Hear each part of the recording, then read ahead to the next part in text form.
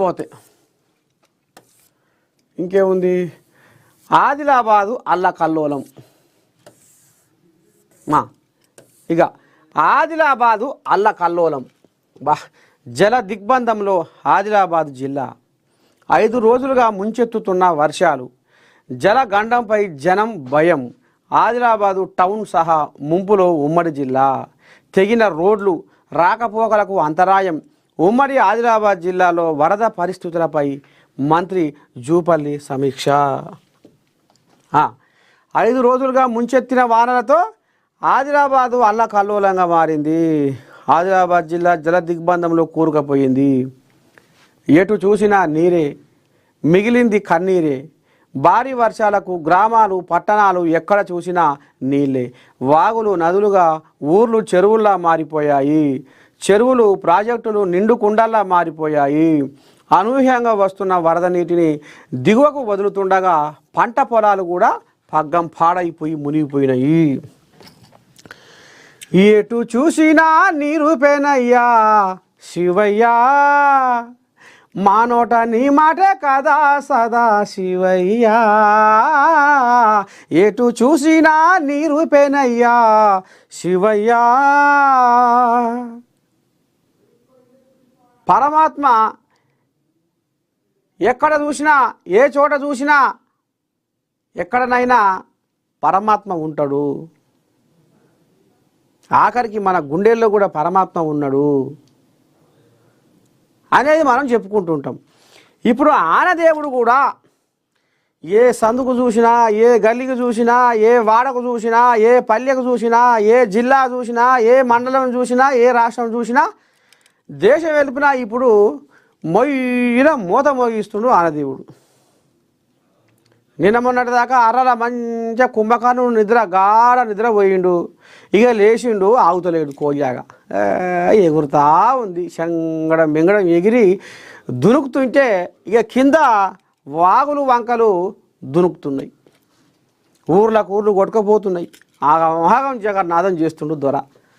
పాపం రైతన్నలు పంట పొలాలకు వెళ్ళి వరద పోయి 6 కాలం చేసి కన్న బాధలు పడి పెట్టుబడి పెట్టి మందు బస్తాలు, కలుపు, కూలోళ్ళు, అయ్యో రామచంద్ర, ట్రాక్టర్ కిరాయి ఇవన్నీ ఇప్పుడు గంగలో కలిసిపోయింది వాళ్ళ కష్టం అంతా. మొత్తం 7 కాడికి పగ్గం పాడాయి. మొత్తం అంతా నాశనం చేసిండు. ఇగో ఇది కథ. ఇక ఒకసారి ఆదిలాబాద్ కోయిలాగం లైన్లో తీసుకుందాము. మరి మహాపత్రికల ఆదిలాబాదు అల్లకల్లోలం అయిందని రాసుకొచ్చారు కాబట్టి అసలు ఏమాయట సంగతి, ఏంది ఏం కథ, ఒక్కసారి ఒక ఆదిలాబాదు కోయిలాగను లైన్లో తీసుకుందాము. ఏమంటారో చూద్దాం.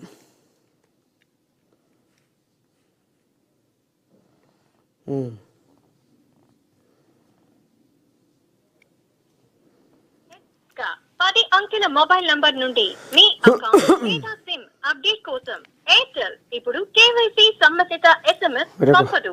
ఈ మోసాల పట్ల జాగ్రత్త వహించండి. కాల్ లో ఎటువంటి ఓటీపీ లేదా కోడ్ ఇది కూడా వార్తే ఇది ఏవో అనుకునేరు. ఓటీపీ నాట ఇచ్చే పుసుకున్న ఎవరికి ఊగనే షేర్ చేయకూరి ఉత్తకత అవుతుంది. వస్తాయిగా మెసేజ్లు ఫోన్లకు. ఈ కోడిలాగా ఫోన్ లేపుతలేదుగా. గేట్లు ఎత్తారు. నిర్మల్ జిల్లా బైంసా గడ్డెన్నవాగు ప్రాజెక్టు వరద నీటితో ముంపు ప్రభావం మొదలైంది.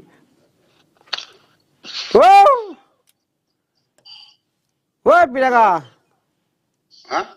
శనార్థే నర్సే తాతను చెప్పే నర్సే తాత ఎట్టట్టుంది తాత? ఆదిలాబాద్ మొత్తం అల్లకల్లోలం అని రాసుకొచ్చారు మహాపత్రికల.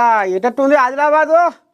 ఆదిలాబాదు నిన్న మొన్న బాగా వర్షాలు, వాగులు, వంకలు, పూలులన్నీ తెలిగిపోవడం, ప్రజలకు రవాణా సౌకర్యం కలిగింది. బాగా ఇబ్బందుల పాలు పడ్డారు. ఇక్కడ ప్రధానంగా పత్తి పంట ఏదైతే వేసిందో